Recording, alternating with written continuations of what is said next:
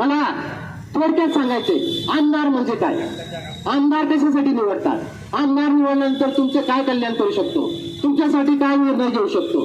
ज्या आमदाराला प्रशासनातला एक आपला तालुक्याचा प्रांत असतो, उपजिल्हाधिकारी असतो, त्या उपजिल्हाधिकाऱ्याच्या वेतना एवढा पगार त्याला दिला जातो, ज्या आमदाराला प्रांताचे अधिकार दिले जातात, ज्या खासदाराला कलेक्टरचे अधिकार दिले जातात, ज्या खासदाराला कलेक्टर एवढा पगार दिला जातो, मग या आमदारांनी टक्केवारी घेऊन फक्त यांची टक्केवारी वाढवून त्यांची घरं भरायची, हा आपला सवाल आहे. जर माझा प्रांत माझा कलेक्टर 1 रुपये न खाता तुमची सेवा करतो, तर मग या लोकप्रतिनिधींनी त्यांच्या वाट्यातला तुमच्या विकासातला पैसा आणि त्याच्यातून टक्केवारी घेऊन जर त्याची करोडची संपत्ती वाढवत असेल तर तुम्ही सगळ्यांनी याला नाकारलं पाहिजे, याला घरी बसवलं पाहिजे. यांची संपत्ती वाढवणारा, मग कुटुंबाच्या उत्पन्नाचा वाढ करणारा, विकास निधी देणारा तुमच्याकडे आमदार पाहिजे. जर तुमचा मला असं म्हणायचं की आज गेल्या 30 वर्षापासून, गेल्या 70 वर्ष म्हणतो पण गेल्या 30 वर्षापासून तुम्ही एकच प्रतिनिधी निवडून देतात, एक प्रतिनिधी निवडून देतात, एका प्रतिनिधीकडे तुमची सत्ता दिली, त्या घराण्यात तुम्हाला वेळोवेळी लक्षात आलं, एकाच घराण्यात सरपंच असतो, एकाच घराण्यात पंचायत समिती सदस्य असतो, सभापती असतो, जिल्हा परिषद सदस्य असतो, जिल्हा परिषद अध्यक्ष असतो, एकाच घरात आमदार असतो, एकाच घरात खासदार असतो, मंत्रीपद पण आम्हालाच, पालकमंत्रीपद आम्हालाच. सत्ता आणि पैसा कोणाला पाहिजे, सत्ता आणि पैसा कोणाला पाहिजे, सत्ता आणि पैसा विकासासाठी पाहिजे. जर तुमच्या आमच्या विकासासाठी जर यांनी सत्तेचा वापर केला असता, यांनी सत्तेचा वापर करून तुमच्या आमचे रोजगाराच्या संधी उपलब्ध करून दिल्या असत्या, तुमच्या आमच्याला चांगले दवाखाने निर्माण केले असते, तुमच्या आमच्याला चांगल्या शाळा निर्माण केल्या असतात, तुमच्या आमच्याला चांगले रस्ते निर्माण केले असते, तुमच्या आमच्याला चांगल्या प्रकारे सुखसोयी उपलब्ध केल्या असत्या, तर तुम्हाला विकासाच्या संधी मिळाल्या असत्या. तुम्हाला तुमच्या विकासाकरता जो काही उत्पन्न आहे तो तुमच्या हातात खेळता राहिला असता, आणि जर तुमचा उत्पन्न खेळता राहिला असता तर तुमचा विकास झाला असता. आज आपण ताट पाण्याने फिरू शकत नाही, कारण का की माझा पगार, माझा खिशातली मजुरी, माझ्या खिशातला जो काही पैसा आहे तो मला महिन्यावर पुरत नाही, तो मला महिन्यावर पुरत नाही. मला कुठून तरी व्याजाने काढावं लागतं, मला कुठून तरी उसने घ्यावं लागतं. का तर तुम्हाला स्थानिक रोजगार उपलब्ध झाले नाही, तुम्हाला स्थानिक रोजगार उपलब्ध झाले नाही, तुम्हाला शेतीला पाणी दिलं गेलं नाही. या सगळ्या काही संध्या या 30 वर्षात व्हायला पाहिजे होत्या. या सगळ्या संध्या 30 वर्षात या लोकप्रतिनिधींनी निर्माण केलेल्या आहेत. आता मला आपणास अजून एक गोष्ट सांगायची. एक ठेकेदार दुसऱ्या ठेकेदाराला विजय करण्याची ठेका देतो. एक ठेकेदार दुसऱ्या ठेकेदाराला विजय करण्यासाठी ठेका देतो, आणि तो ठेकेदार नवापूरमध्ये जाऊन दुसरं भाषण करतो, नंदुरबारमध्ये येऊन दुसरं भाषण करतो, आणि शहाद्यात जाऊन तिसरं भाषण करतो, आणि तो तळोद अक्कलकोटला गेल्यानंतर मी या पक्षाचा निष्ठावान म्हणून वावरतो. मला तुम्हाला सांगायचे, ही मक्तेदारी, ही जी काही समाजात लागलेली कीड, या मतदारसंघाला लागलेली कीड प्रस्थापितांनी तुम्ही आम्ही हे खोडून काढणार आहात का, ही खोडून काढणार आहात का. एक ठेकेदार त्यावेळेस या ठेकेदाराच्या एक इंजिनियर म्हणून जातो, मी पण अधिकारी म्हणून गेलो, पण मी 11 वर्ष नोकरी केली. त्या उमेदवाराने सुद्धा 8, 10, 12, 15 वर्ष नोकरी केली असेल, तो करोडपती झाला, मी करोडपती झालो. माझ्यामध्ये सेवा करण्याची वृत्ती होती, ज्याच्यामध्ये पैसा कमवण्याची वृत्ती आहे, ज्याच्यामध्ये पैसा हा एक साधन समजतो, पैसा हा सर्वश्रेष्ठ समजतो, तो उमेदवार तुमच्या मताला न्याय देणार आहे का, तो उमेदवार तुमच्या मताला न्याय देणार आहे का, याचाही आपण विचार केला पाहिजे.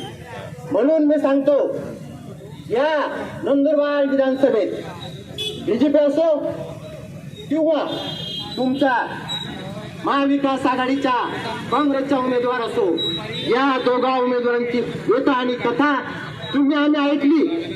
याच्यावर विचार मंथन झाला पाहिजे आणि परिवर्तनासाठी महाराष्ट्र नवनिर्माण सेनेचे अधिकृत उमेदवार मी वासुदेव नामदेव गांगुर्डे राजसाहेबांच्या बळकटीकरणासाठी, राजसाहेबांचे विचार घराघरात पोहोचवण्यासाठी आपण सगळ्यांनी मला मतं देऊन विजय करावे अशी आपणास मी सांगितला. एक आमदारचा पगार हा प्रांत एवढा असतो, एक खासदारचा पगार कलेक्टर एवढा असतो. कलेक्टरला जेवढे पैसे मिळतात तेवढे खासदार आमदारांना मिळतात, प्रांताला जेवढे पैसे मिळतात तेवढे आमदारांना मिळतात. मग मला वाटतं मी आज या 1999 नंतर नोकरी सोडल्यानंतर 2, 5, 7, 10, 12, 15, 20, 25 हजारात जसा पैसा आला तसं मी घर चालवलं. मग मला एवढं लाख रुपये घेऊन मी 2 पैसा या समाजातील, या मतदारसंघातील मुलांवर का खर्च करू नये. मी ज्या वेळेला एका वेळेस असं झालं होतं की आम्ही भारत बंदच्या आंदोलनाचा नारा दिला होता, भारत बंद करायचं पुकारलं होतं. आणि भारत बंद पुकारण्याच्या वेळेस आम्हाला संध्याकाळची गृह विभागाने, पोलीस प्रशासनाने शहर पोलीस स्टेशनला बोलवलं. आम्ही पदाधिकारी असल्यामुळे आम्ही त्या ठिकाणी गेलो. लगेच SP साहेबांचा फोन आला की तुम्ही आमच्या SP कार्यालयात या आणि आपण इथं बैठक करू. आम्हाला विचारलं की तुम्ही भारत बंद कशासाठी करता. ठीक आहे, अमुक प्रश्न असेल त्या प्रश्नाला बंद करत असाल, हा तुमचा अधिकार आहे, तुम्ही तुमचा संविधानिक अधिकार असल्यामुळे तुम्ही बंद करा. पण कुठल्याही गरिबाला त्रास होणार नाही. कुठल्याही एखादा ठेलाधारक किंवा भाजीपाला विक्रेत्याचे दुकान बंद करण्यासाठी बळजबरी करू नका. नाही बळजबरी केली, तुम्ही माझ्या अधिकाराचा वापर केले आणि माझ्या अधिकाराचा वापर केल्यानंतर त्या पद्धतीने माझी कारवाई सुरू आहे. परंतु या व्यतिरिक्त तुमच्या ऍक्टिव्हिटीज काय, तुम्ही काय करू शकतात, तुम्हाला तुमच्या समाजासाठी, तुमच्या नेत्यांसाठी, तुमच्या मुलांसाठी तुम्ही काय करता. आम्ही एकमेकांकडे बघायला लागलो. परत खरी गोष्ट, संघटना चालवणारे आम्ही आजपर्यंत 22 वर्षे आम्ही संघटना चालवले. फक्त निवेदनं देणे, मोर्चे काढणे, त्या निवेदनावर विचार करणे आणि त्या निवेदन झाल्यानंतर आपण आपल्या पद्धतीने आपल्या पोटपाण्याचे व्यवसाय करणे, याच्या पलीकडे आपण सामाजिक सेवा करत नाही. मग त्या दिवशी SP साहेबांनी आम्हाला सांगितलं, तुम्ही 8वी ते 12वीचे 10, 12, 50 पोरं गोळा करा. त्या 10, 12, 50 पोरांमधून आपल्याला एक मोटिवेशन शिबिर घ्यायचे, मोटिवेशन ट्रेनिंग द्यायचे 2 तासाचे 3 तासाचं.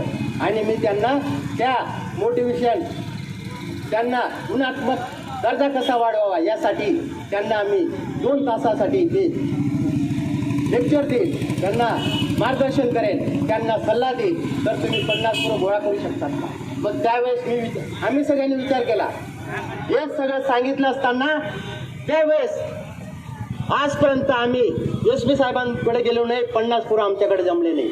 मग मला म्हणायचे की मला जर तुम्ही आमदार म्हणून निवडून दिले, या मतदारसंघातील 8वी ते 10वी, 8वी ते 12वी, 8वी, 9वी, 10वी, 11वी, 12वी या विद्यार्थ्यांसाठी माझ्या आमदाराच्या मानधनातून मी वर्षातून 5 दिवसाचे गुणात्मक प्रशिक्षण शिबिर राबवणार आहे.